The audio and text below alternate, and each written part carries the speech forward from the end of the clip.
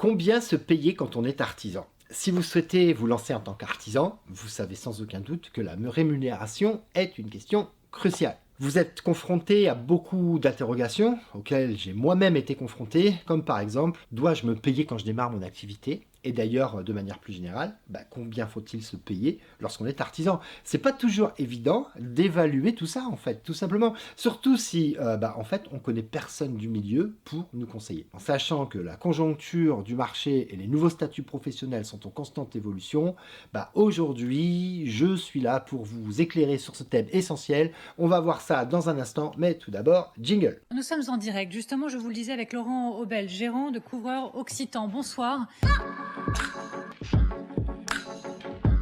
Près de Toulouse, le gérant d'une PME a choisi, lui, d'exaucer les vœux de ses salariés. Au fur et à mesure du développement de votre activité, vous allez prendre du grade, de l'expérience, et c'est à ce moment-là qu'on peut se poser une question très importante. Comment savoir si je peux augmenter mon salaire? La question du salaire est vraiment une question difficile, je le reconnais, à laquelle il n'est pas si simple de répondre. Mais il va y avoir pas mal de données qui vont entrer en compte pour le définir. Néanmoins, c'est ce que nous allons faire dans cette vidéo. Mais avant de vous livrer toutes les clés sur le salaire d'un artisan, je fais une petite parenthèse pour vous demander d'aller vous abonner à la chaîne si ce n'est pas déjà fait et d'activer la cloche des notifications. Comme ça, vous serez notifié dès que je publie une nouvelle vidéo. Merci beaucoup pour ceux qui l'ont déjà fait parce que ça m'aide énormément. Et si vous restez jusqu'à la fin de la vidéo, je vais vous partager une super astuce qui vous permettra de gagner plus que la moyenne pour le même métier. Mais vous allez voir, c'est infaillible, vous verrez, c'est incroyable. Non, je ne vous dévoilerai pas à la fin de la vidéo mon salaire personnel. Avant toute chose, rappelons qu'en tant qu'artisan indépendant, que vous exerciez votre activité en entreprise individuelle, comme la micro-entreprise et l'URL, ou dans le cadre d'une société comme l'EURL, la SARL ou les autres, vous êtes considéré comme une entreprise artisanale qui a donc des obligations de paiement de charges et cotisations sociales. Il faut donc les provisionner et s'assurer de la pérennité de votre entreprise avant de songer à vous payer.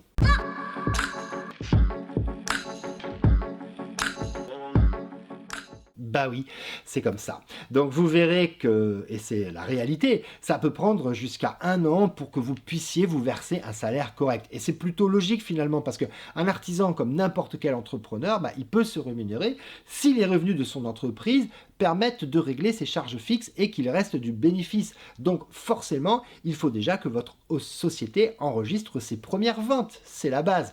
Mais si vous commencez à vendre presque immédiatement, les charges pourront être lourdes. Donc ça viendra retarder votre premier salaire. Dans d'autres cas, il vous faudra peut-être beaucoup de temps pour décrocher vos premières missions et pour les faire régler. Si c'est le cas, il vaut mieux tabler sur des rentrées d'argent rares pendant les 9 premiers mois, de façon générale, si vous le pouvez, que ce soit parce que vous avez mis de l'argent de côté ou que vous percevez l'allocation de retour à l'emploi. Attendez, si vous le pouvez, au moins 1 année d'activité avant de vous verser un salaire. Ça vous permettra de vérifier que votre bénéfice réel correspond à ce que vous aviez escompté dans votre bilan prévisionnel et vous éviterez de vous retrouver dans une situation financière bien inconfortable.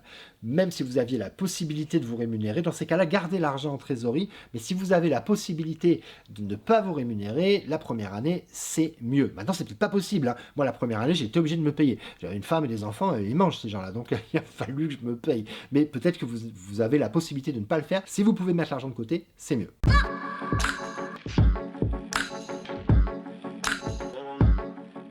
Alors, pour calculer le bénéfice de votre société, il suffit de déduire du produit des ventes l'achat de matériel, éventuellement l'essence du véhicule et toutes les charges, les matériaux que vous pourriez avoir. Une fois que tout cela est payé, s'il reste de l'argent, versez-vous un salaire. Si vous êtes à la tête d'une entreprise individuelle, la procédure sera très simple. Vous devrez simplement réaliser un virement du compte bancaire de l'entreprise vers votre compte personnel. Fastoche. En revanche, si vous êtes assimilé salarié, dans le cas d'une société par action simplifiée, unipersonnelle, une SASU par exemple, il suffit d'émettre une fiche de paye et d'effectuer votre déclaration à l'URSSAF. Autre point très important, Anticiper les charges que votre entreprise devra payer sur votre paye. Bah oui, bien évidemment, elles dépendent de votre statut. Elles seront de 45% du salaire pour une entreprise individuelle. Donc par exemple, si vous vous versez 1000 euros, l'entreprise en fait paiera 1450 euros au total. Et les charges seront de 90% pour une SASU, donc si c'est un bulletin de salaire, une société par action simplifiée, pardon, je l'ai dit. Donc dans ce cas-là, pour vous payer 1000 euros, l'entreprise déboursera 1900 euros, toujours donc je vous l'ai dit, pour un salaire de 1000 euros. Donc pensez bien à prendre ces charges en compte parce qu'elles vous seront réclamées par l'URSSAF, mais que 2 ans plus tard. Et pas question que les caisses soient vides à ce moment-là. Donc de manière plus générale, pour savoir comment vous rémunérer en tant qu'artisan, vous devez évaluer plusieurs données. Dans un premier temps, essayez d'estimer vos besoins personnel. Calculez le montant des revenus dont vous avez besoin chaque mois pour maintenir votre train de vie, votre niveau de vie, tout en restant raisonnable, bien sûr. Ensuite, pensez à établir le bilan prévisionnel de votre entreprise.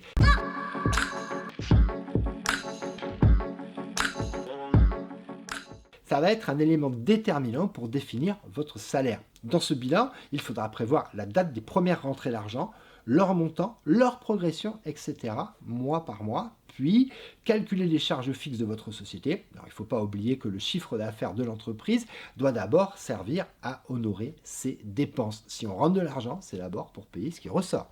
Autre remarque, soyez prévoyant concernant votre trésorerie. Si votre entreprise dispose de l'équivalent de 3 mois de dépenses sur son compte en banque, elle pourra encaisser des baisses passagères d'activité. Et c'est seulement une fois que vous avez réalisé toutes ces étapes que vous pouvez vous verser un salaire. Dès que votre chiffre d'affaires couvre toutes les dépenses de la société et permette de reconstituer sa trésorerie. Avec l'expérience, vous pourrez enfin songer à augmenter votre salaire. Plus vous multiplierez les contrats, les clients, et selon votre situation géographique, plus vous pourrez prétendre à un salaire élevé. C'est assez logique. Selon votre expérience et la valeur ajoutée que vous apportez à vos services, vous pourrez déterminer et ajuster vos tarifs, tout simplement. Pour faire ça, définissez vos tarifs en fonction de votre savoir-faire, de votre coût de revient, de vos charges, etc. Comme on l'a évoqué juste avant, et à mesure que vos tarifs augmenteront, vous aurez davantage de bénéfices et pourrez donc augmenter votre salaire, tout simplement. Donc, dans tous les cas, si vous êtes artisan et que vous avez le statut d'auto-entrepreneur, sachez qu'il n'y a pas de règles ou d'obligations concernant le versement d'un salaire. Vous pouvez vous verser une somme fixe mensuellement ou recalculer cette somme tous les mois et l'ajuster en fonction du chiffre d'affaires de votre activité. Tant que le solde de trésorerie est positif, vous pouvez vous rémunérer sereinement. C'est un des plus gros avantages du statut d'auto-entrepreneur. Vous n'avez pas besoin de distinguer votre patrimoine personnel de votre patrimoine professionnel. Vous pouvez donc vous rémunérer quand vous le souhaitez, sans même faire d'ailleurs de bulletin de salaire. Il suffit de se verser de l'argent, le montant que vous souhaitez d'ailleurs, de votre compte bancaire professionnel sur votre compte personnel. En résumé, votre salaire, comme auto-entrepreneur, doit découler de vos bénéfices pour ne pas impacter votre trésorerie. Votre rémunération doit se faire au moment où votre activité est stable et que l'ensemble de vos dépenses permet de vous dégager un salaire. L'important, peu importe votre statut, c'est de trouver un équilibre pour se verser un salaire raisonnable. Parce qu'on peut se retrouver dans des cas où certains chefs d'entreprise auront tendance à être trop généreux envers eux-mêmes, bah oui, on se paye soi-même, au risque d'ailleurs de mettre en péril l'équilibre de leur entreprise. Et d'autres, un peu plus nombreux, auront tendance à être trop prudents au risque de se transformer en travailleurs pauvres et de perdre petit à petit leur motivation.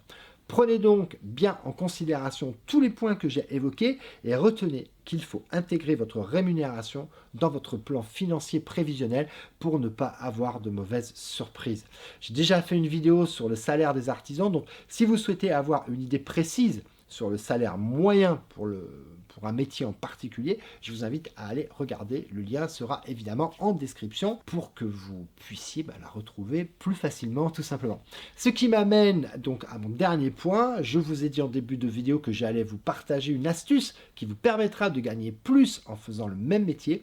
C'est tout simple, tout se joue grâce au lieu où vous exercez votre activité.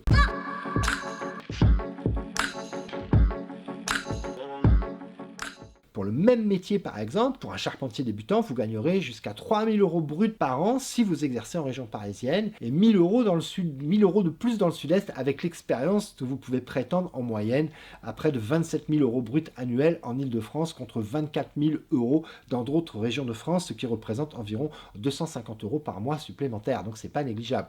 Voilà, j'espère avoir pu vous éclairer en ce qui concerne le salaire de l'artisan. Dans tous les cas, n'oubliez pas que quand on se verse un salaire, il y a des charges qui vont avec et pensez simplement à les prévoir.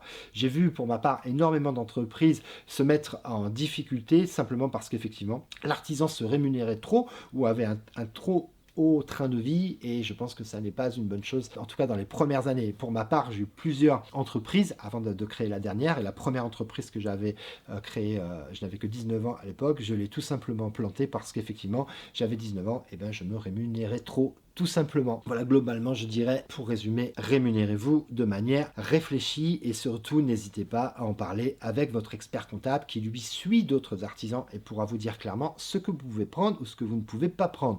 Moi, mon expert comptable a été très très clair avec moi au départ quand j'ai créé mon entreprise. Donc, appuyez-vous sur votre expert comptable et s'il vous dit de ne pas prendre plus que telle somme, écoutez-le, il sait ce qu'il vous raconte, voilà, tout simplement. Donc j'espère que cette vidéo vous a été utile. Si elle vous a plu, n'hésitez pas à la liker en mettant un petit pouce bleu, à la partager, c'est ce qui permet à l'algorithme YouTube de la mettre en avant, et ainsi, elles sont de plus en plus vues par de plus en plus de gens, et je pense qu'elles sont utiles parce que vous êtes nombreux à les regarder jusqu'à la fin. Vous êtes encore là, et je vous dis bye bye, et à la semaine prochaine pour de nouveaux conseils. Salut!